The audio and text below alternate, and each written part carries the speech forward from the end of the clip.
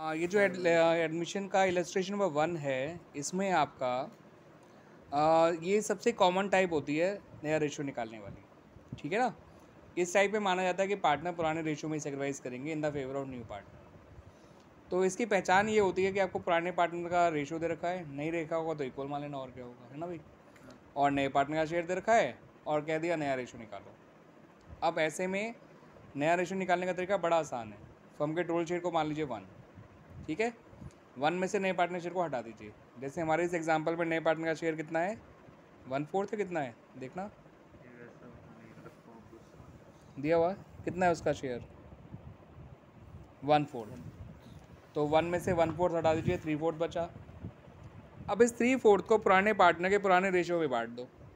पुराने पार्टनर्स का पुराना रेशियो है 5:3, तो 3/4 का 5/8 निकालोगे तो आपका आ जाएगा 15/32। 3/4 का 3/8 निकालोगे तो आ जाएगा 9/32, ठीक है ना। तो 3/4 का 5/8 होता है 15/32, 3/4 का 3/8 होता है 9/32। तो ये एक्स ए और बी, सपोज अगर वो पुराने पार्टनर ए और बी हैं, तो ए का नया शेयर आ गया 15/32, बी का नया शेयर आ गया 9/32, सी का नया शेयर 1/4 है जिसे हम लिख सकते हैं 8/32, ठीक है ना। तो नया रेशियो हो गया 15, 9, 8। दोबारा बताया तो मैंने क्या करा, मैंने कहा मैंने टोटल शेयर 1 लिया, 1 में से नए पार्टनर का शेयर माइनस कर दिया 1/4, यानी सी का शेयर माइनस कर दिया, आया 3/4। 3/4 का को है मैंने सिंपली पुराने रेशियो में बांट दिया ए और बी के। तो 3/4 का 5/8 यानी 15/32, 3/4 का 3/8 यानी 9/32, और सी का शेयर जो 1/4 था उसे लिख दिया 8/32। ऐसे में अगर आप सेक्रीफाइस निकाल के भी देखेंगे पुराने पार्टनर्स का, तो सेक्रीफाइसिंग रेशियो ओल्ड रेशियो के बराबर ही आएगा। 5/8 में से 15/32 माइनस कर लो, 5/32 आता है। 3/8 में से आप 9/32 माइनस करोगे तो 3/32 आता है। और 15/32 और वो सॉरी 5/32 और 3/32 का रेशियो निकालोगे तो 5:3 आता है। ए का सेक्रीफाइस आया था 5/32 ओल्ड माइनस न्यू करके, बी का सेक्रीफाइस आया था 3/32 ओल्ड माइनस न्यू करके, तो सेक्रीफाइसिंग रेशियो बन गया 5:3। तो जो मैंने कहा था कि सेक्रीफाइसिंग रेशियो ओल्ड के बराबर ही होता है, चेक कर दो।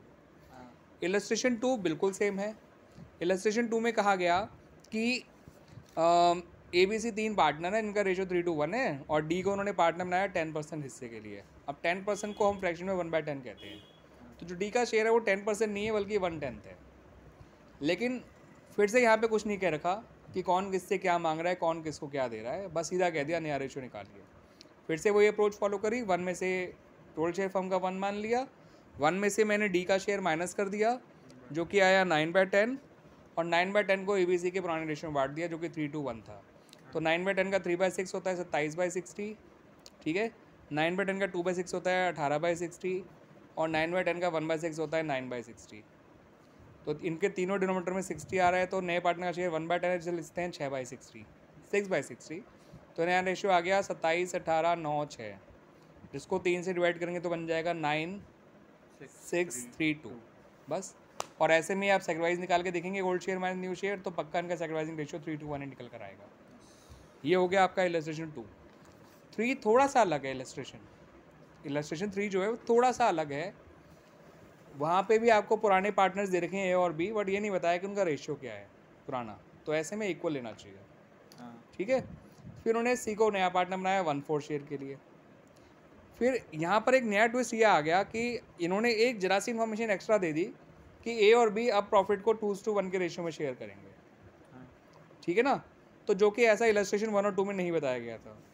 तो यहाँ पर पुराने पार्टनर्स का आपस का नया रेशियो दे दिया आपको इस बार, और आपसे अब कहा है कि नया रेशियो निकालो।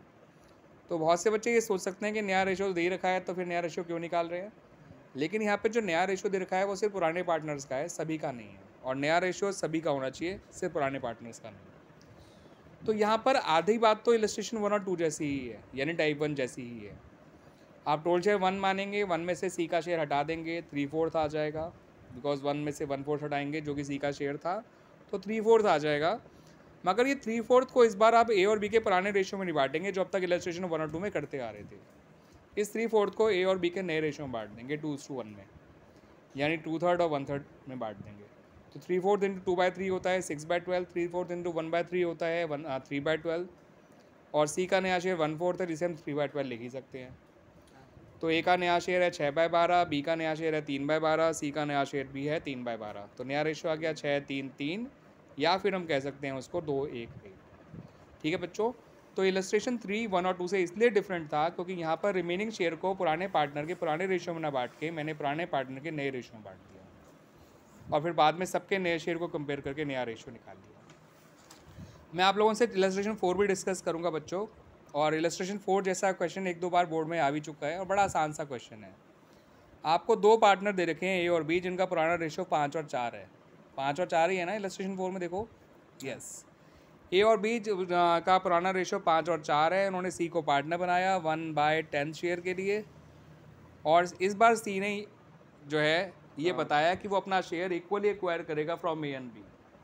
तो आपको इस बार सी बता रहा है इन दिस पर्टिकुलर इलस्ट्रेशन कि वो अपना शेयर कैसे चाहता है फ्रॉम ए एंड बी। तो यहाँ पर आपका ऐसा नहीं है कि इलस्ट्रेशन 1, 2, 3 की तरह कि नया पार्टनर बिल्कुल साइलेंट था। यहाँ पर नया पार्टनर वोकल हो गया है।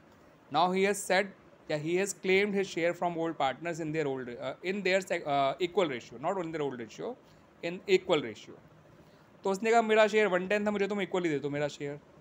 तो 1/10 को वो आधा आधा दे देंगे क्योंकि 2 लोग पुराने हैं, तो 1/10 का आधा होता है 1/20। इस बात को याद रखिएगा बच्चों, ऐसी गलतियाँ बहुत बच्चे करते हैं जिनके थोड़ा मैथमेटिकल पोर्शन वीक होता है। तो 1/10 का आधा 1/5 बोल देते हैं, जो कि गलत है। माना कि 10 का आधा 5 होता है, लेकिन 1/10 का आधा 1/20 होता है, ना कि 1/5। फ्रैक्शन में जब भी आधा करना हो तो डिनोमिनेटर को डबल करते हैं, ठीक है। न्यूमरेटर को तो हाफ करते हैं मगर डिनोमिनेटर को डबल किया जाता है।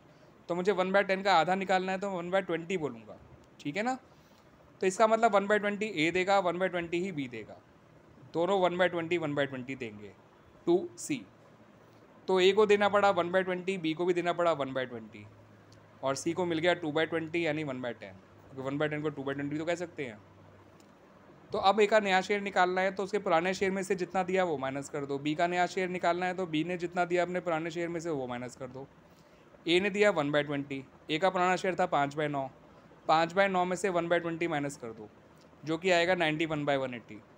बी का नया शेयर है पुराना शेयर था 4/9, उसमें से 1/20 माइनस कर दो और सॉल्व करके देखेंगे तो 71/180 आ जाएगा, ठीक है बच्चों। तो ए का नया शेयर 91/180, बी का नया शेयर 71/180। अब सी का शेयर 1/10 है, जिसे हम लिख सकते हैं 18/180। डिनोमिनेटर को 180 बनाने के लिए 18/180 लिखेंगे उसको। अब नया शेयर आ जाएगा इस तरह से 91:71:18। और रही बात सेक्रीफाइसिंग रेशियो की, तो आपको खुद ही क्वेश्चन में कह रखा है इक्वल है, ठीक है बच्चों। नहीं तो ओल्ड में से न्यू माइनस करके चेक कर लो, ए और बी का सेक्रीफाइसिंग रेशियो इक्वल ही आने वाला है। क्लियर बच्चों। इलस्ट्रेशन 5 और डिस्कस कर लेते हैं, फिर इस वीडियो को एंड करेंगे। इलस्ट्रेशन 5 में नया पार्टनर जो है वो ये बता रहा है कि उसे अपना शेयर किस रेशियो में चाहिए। जैसे फोर्थ में तो इक्वली कह दिया, फिर इलस्ट्रेशन 5 में भी नया पार्टनर ही डिसाइड कर रहा है कि how he is to get his share from the old partners. मगर इस बार वो बता रहा है कि मुझे अपना शेयर जो है किसी और पर्टिकुलर रेशियो में चाहिए, not equally from the old partners. तो इलस्ट्रेशन 5 है क्या, मैं आपको बता देता हूँ। ए और बी पार्टनर है इन द रेशियो 2:1। सी आया 25% शेयर के लिए, जिसको 1/4 शेयर कहते हैं। जैसे 10% को 1/10 कहते हैं, वैसे ही 25% को 1/4 कहते हैं। और उसने कहा कि मैं अपने शेयर को ए और बी से इक्वली एक्वायर करूँगा, सॉरी इक्वली नहीं, 2:1 के रेशियो में, 3:2 के रेशियो में एक्वायर करूँगा। यस इक्वली तो इलस्ट्रेशन 4 में कह रहा था, इलस्ट्रेशन 5 में वो कह रहा है कि मैं अपना शेयर ए और बी से 2:1 के रेशियो में एक्वायर करूँगा। तो इसका मतलब जो सी का शेयर है 1/4, उसको उसका 3/5, क्योंकि उसने कहा मैं 3:2 के रेशियो में एक्वायर करूँगा, नॉट 2:1। 2:1 तो ए और बी का पुराना रेशियो है। सी आया 25% शेयर के लिए यानी 1/4 शेयर के लिए, और सी ने साफ कहा कि मैं अपने शेयर को ए और बी से 3:2 के रेशियो में एक्वायर करूँगा। तो सी का शेयर 1/4 है, 1/4 का 3/5 निकाल लीजिए। 3/5 कैसे आया, क्योंकि वो 3:2 के रेशियो में एक्वायर कर रहा है, तो 3 + 2 5 होता है। इसका मतलब सी के शेयर का 3/5 ए देगा, जो कि 3/20 होता है। सी के शेयर का 2/5 बी देगा, जो कि 2/20 होता है। 3/20 और 2/20 ये ए और बी के सेक्रीफाइस निकला है सी के शेयर से मल्टीप्लाई करके, ठीक है। जब आपने इनके सेक्रीफाइस निकाल लिए तो अब आपको सिंपली क्या करना है, उनके ओल्ड शेयर में से उनका सेक्रीफाइस माइनस कर देना है ए और बी का, तो उससे उनका नया शेयर आ जाएगा। तो 2/3 - 3/20 और 1/3 - 2/20। तो 2/3 - 3/20 होता है आपका 31/60, और 1/3 माइनस जो है 2/20 होता है आपका, हाँ कितना 14/60 हो जाएगा। वो तो आप माइनस करके निकाल ही लेंगे बच्चों। 1/3 माइनस 2/20 जो भी आएगा फ्रैक्शन माइनस करना निकाल लोगे, जो कि आ जाएगा 14/60। और सी का शेयर 1/4 है, जिसे हम लिख सकते हैं 15/60। तो इस तरह से नया रेशियो आ गया 31, 14 और 15। This is the new ratio of A B and सी।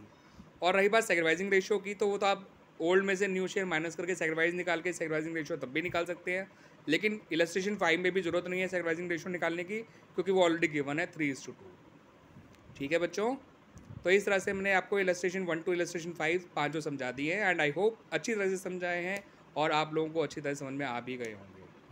ठीक है बच्चों, एक बार सुनिए, बार बार सुनिए, जितनी मर्जी उतनी बार सुनिए, समझ आएगा ही आएगा। ठीक है बच्चों, आप सुनेंगे और तभी ढंग से समझेंगे, ढंग से सुनेंगे, ढंग से समझेंगे। ठीक है बच्चों, थैंक यू बच्चों।